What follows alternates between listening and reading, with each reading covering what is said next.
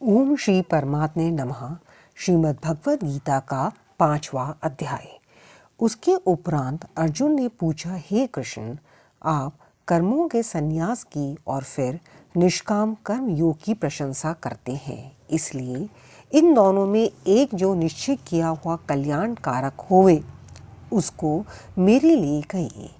इस प्रकार अर्जुन के पूछने पर श्री कृष्ण महाराज बोले, हे अर्जुन, कर्मों का संन्यास अर्थात मन, इंद्रियों और शरीर द्वारा होने वाले संपूर्ण कर्मों में कर्तापन का त्याग और निष्काम कर्म योग अर्थात समत बुद्धि से भगवत कर्मों का करना, ये दोनों ही परम कल्याण के करने वाले हैं।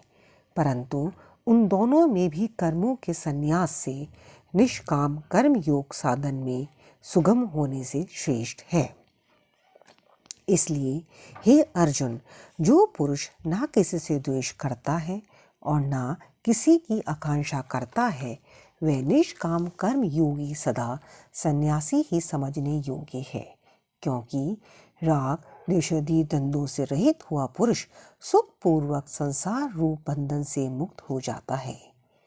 हे अर्जुन, ऊपर गए हुए संन्यास और निष्काम कर्म योग को मूर्ख लोग अलग अलग फल वाले कहते हैं, ना कि पंडित जन, क्योंकि दोनों में से एक में भी अच्छी प्रकार स्थित हुआ पुरुष दोनों के फल रूप परमात्मा को प्राप्त होता है। ज्ञान योगियों द्वारा जो परम धाम प्राप्त किया जाता है, निष्काम कर्म योगियों द्वारा भी वही प्राप्त किया जाता है। इसलिए जो पुरुष ज्ञान योग और निष्काम कर्म योग को फल रूप से एक देखता है, वह ही यथार्थ देखता है।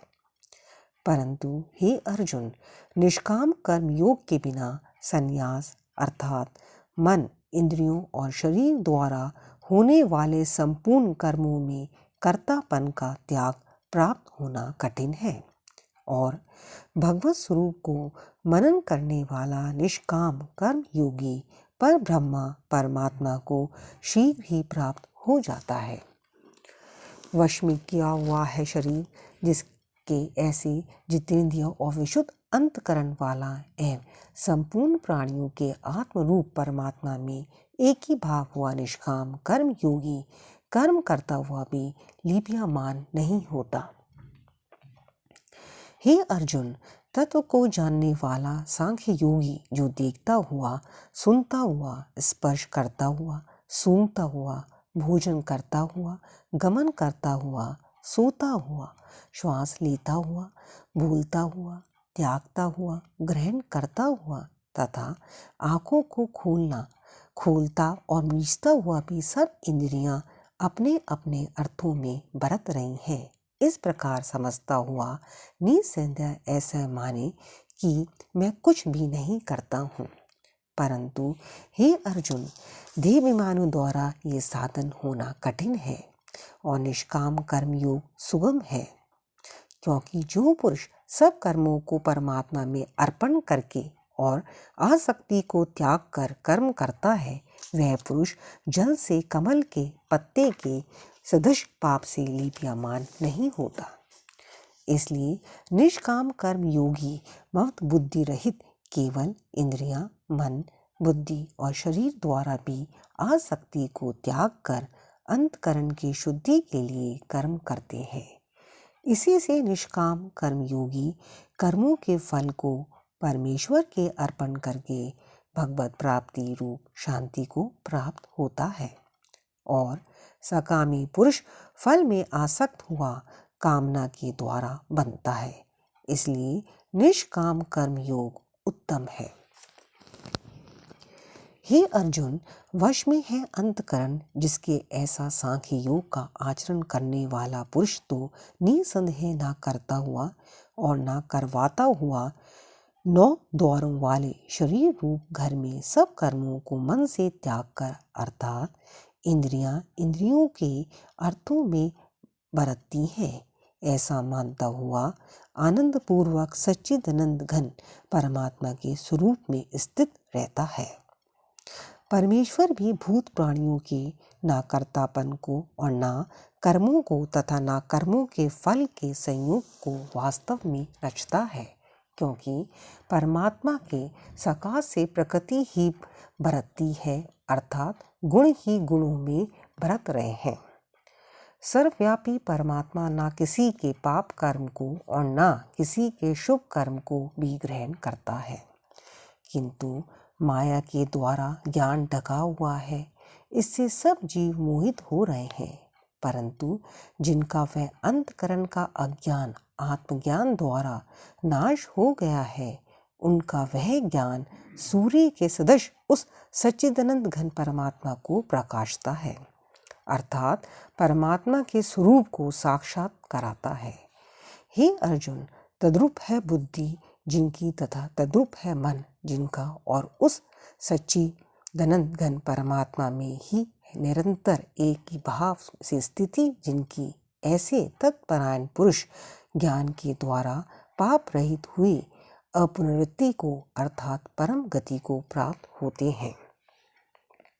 ऐसे वे ज्ञानी जन विद्या और विनय युक्त ब्राह्मण में तथा गौ, हाथी, कुत्ते और चंडाल में भी समभाव से देखने वाले ही होते हैं।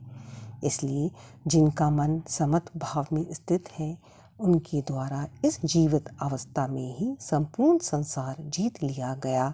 अर्थात वे जीते हुए ही संसार से मुक्त हैं, क्योंकि सच्चिदानंद घन परमात्मा निर्दोष और सम है। इससे वह सच्चिदानंद घन परमात्मा में ही स्थित है। जो पुरुष प्रिय को अर्थात जिसको लोग प्रिय समझते हैं उसको प्राप्त होकर हर्षित नहीं हो, और अप्रिय को अर्थात जिसको लोग अप्रिय समझते हैं उसको प्राप्त होकर उद्वेगवान ना हो, ऐसा स्थिर बुद्धि संशय रहित ब्रह्मवेत्ता पुरुष सच्चिदानंद घन पर ब्रह्मा परमात्मा में एक ही भाव से नित्य स्थित है। बाहर के विषयों में अर्थात सांसारिक भोगों में आसक्ति रहित अंतकरण वाला पुरुष अंतकरण में जो भगवत ध्यान जनित आनंद है उसको प्राप्त होता है, और वह पुरुष सच्चिदानंद घन पर ब्रह्मा परमात्मा रूप योग में एक ही भाव से स्थित हुआ अक्षय आनंद को अनुभव करता है। जो ये इंद्रियां तथा विषयों के संयोग से उत्पन्न होने वाले सब भोग हैं,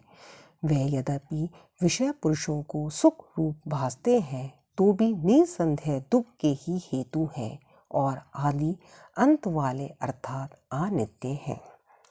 इसलिए हे अर्जुन, बुद्धिमान विवेकी पुरुष उनमें नहीं रमता। जो मनुष्य शरीर के नाश होने से पहले ही काम और क्रोध से उत्पन्न हुए वेग को सहन करने में समर्थ है, अर्थात काम क्रोध को जिसने सदा के लिए जीत लिया है, वह मनुष्य इस लोक में योगी है और वही सुखी है। जो पुरुष निश्चय करके अंतरात्मा में ही सुख वाला है और आत्मा में ही आराम वाला है तथा जो आत्मा में ही ज्ञान वाला है, ऐसा वह सच्चिदानंद घन पर ब्रह्मा परमात्मा के साथ एक ही भाव हुआ सांख्य योगी शांत ब्रह्मा को प्राप्त होता है। नाश हो गए हैं सब पाप जिनके तथा ज्ञान करके निवृत्त हो गया है संशय जिनका, और संपूर्ण भूत प्राणियों के हित में है रति जिनकी, एकाग्र हुआ है भगवान के ध्यान में चित्त जिनका, ऐसे ब्रह्मवेत्ता पुरुष शांत पर ब्रह्मा को प्राप्त होते हैं। काम क्रोध से रहित जीते हुए चित्त वाले पर ब्रह्मा परमात्मा का साक्षात्कार किए हुए ज्ञानी पुरुषों के लिए सब ओर से शांत पर ब्रह्मा परमात्मा ही प्राप्त है। हे अर्जुन, बाहर के विषय भोगों को न चिंतन करता हुआ बाहर ही त्याग कर और नेत्रों की दृष्टि को भ्रुकुटी के बीच में स्थित करके तथा नासिका में विचरने वाले प्राण और अपान वायु को सम करके जीती हुई है इंद्रियां, मन और बुद्धि जिसकी, ऐसा जो मोक्ष परायण मुनि इच्छा भय और क्रोध से रहित है, वह सदा मुक्त ही है। और हे अर्जुन, मेरा भक्त मेरे को यज्ञ और तपों को तपों का भोगने वाला और संपूर्ण लोकों के ईश्वरों का भी ईश्वर तथा संपूर्ण भूत प्राणियों का सुहृद अर्थात स्वार्थ रहित प्रेमी, ऐसा तत्व से जानकर शांति को प्राप्त होता है। और सच्चिदानंद घन परिपूर्ण शांत ब्रह्मा के सिवा उसकी दृष्टि में और कुछ भी नहीं रहता, केवल वासुदेव ही वासुदेव रह जाता है। इति श्रीमद् भगवत गीता रूपी उपनिषद एवं ब्रह्मा विद्या तथा योग शास्त्र विषयक श्री कृष्ण और अर्जुन के संवाद में कर्म संन्यास योग नामक 5वां अध्याय। हरे कृष्णा।